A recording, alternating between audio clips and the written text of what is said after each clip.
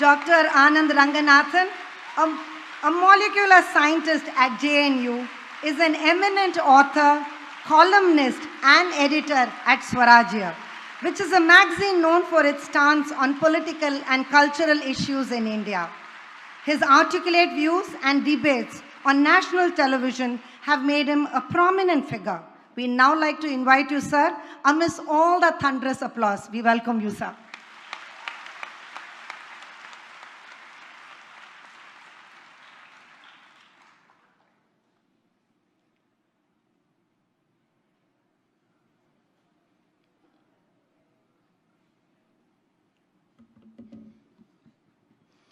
Good evening, everyone.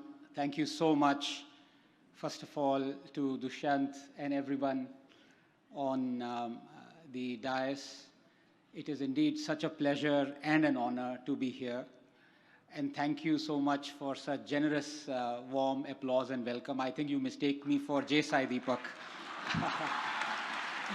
I'm not worthy of such applause, honestly. It's an absolutely momentous occasion, and Dushyant, it left me thinking because you've given each of us 12 minutes. And as a special thing for your friend, you've given me 12 minutes and 30 seconds. That 30 seconds, I want to tell each one of you how inspired I am to be in the company of Sri Guru Murti Ji.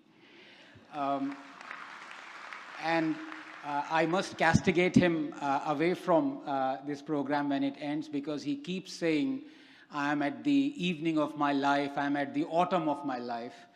No such thing, sir. In fact, last time I said, absolute nonsense. You're at the spring of your life.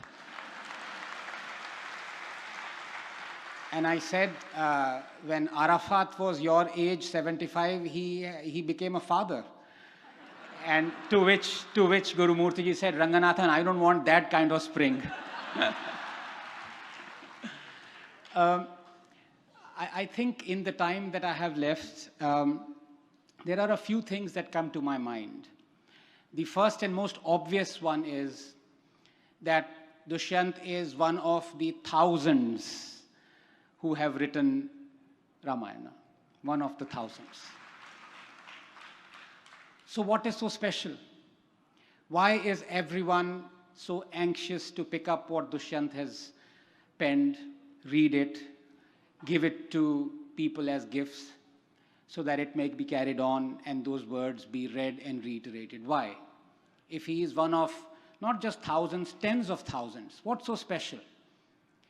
And then it strikes you that he may be one of tens of thousands of authors, but as someone who falls in love, you are one of billions of people who've fallen in love.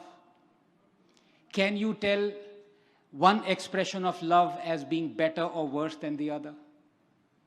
And I think that is the essence of writing a book on Ramayana, Dushyant.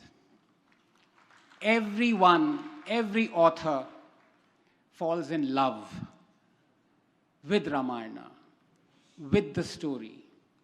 And it is only when you fall in love with someone, with something, that you are able to express that uniqueness that is you.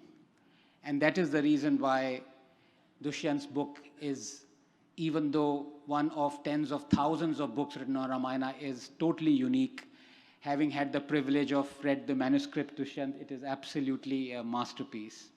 And I wish you all the very best.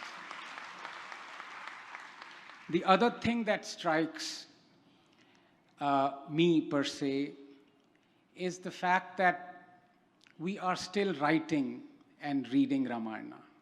How incredible is that? We live in an age of not just YouTube videos, but reels that last even less than a minute. And yet I see so many youngsters out here, so many of them who's going to read this very book that Dushyant has penned. What is so special?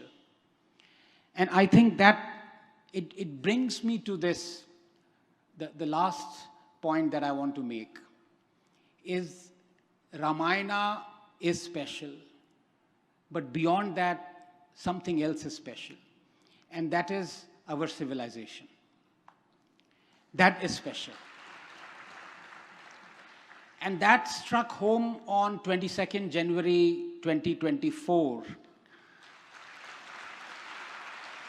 when I saw 15-year-olds dancing in the streets of Ayodhya, literally dancing. And then I thought, why? Why are they dancing? Why is this consecration of Ram Janam Bhoomi temple, Ram Lalla's abode, so special to them? Were they told by their parents that dance on this is special? What is the connect? Why are 15-year-olds feeling so joyous?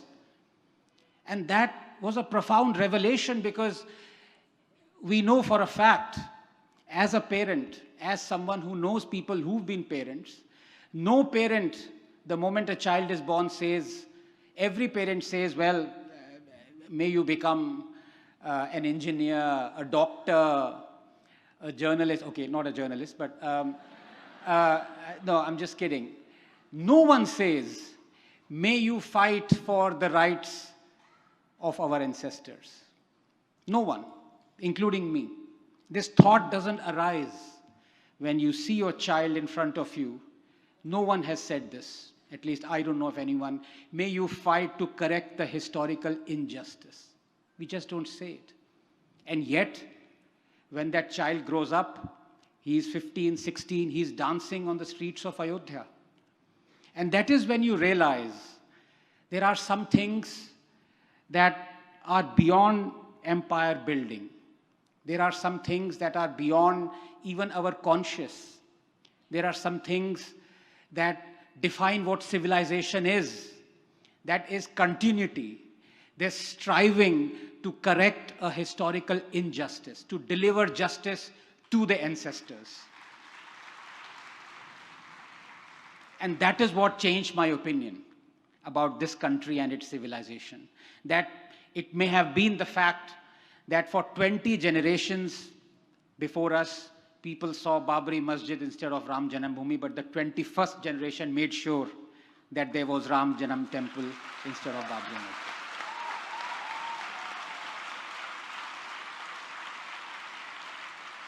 Let no one, and that is why people will, for the next tens of thousands of years, continue to write new Ramayanas, continue to read Ramayana, because that is what civilization is.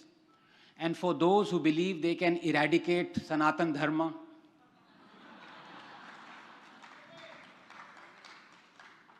even in their family they have people who worship Lord Ram.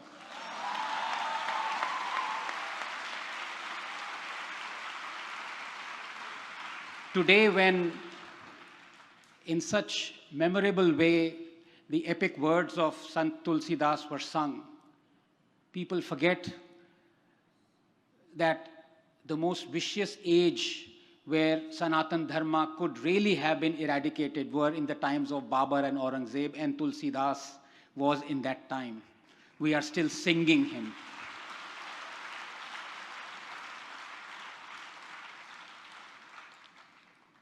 Even a newspaper such as Hindu could not prevent Keshav.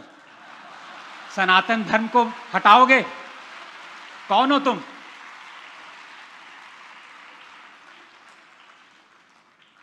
And just finally, there are a few things that this nation as a collective knows and understands. Sometimes it may stay silent, but it understands. And this nation also understands something, that you may stomp on the values, the culture, but that person you're stomping on is still alive, maybe silent, and that person will wake up. And to end with something that many of us, I did not know till very recently, that when the Congress party wanted to make Vande Mataram as our national anthem, national song in the 1930s, Muhammad Ali Jinnah objected to it viciously.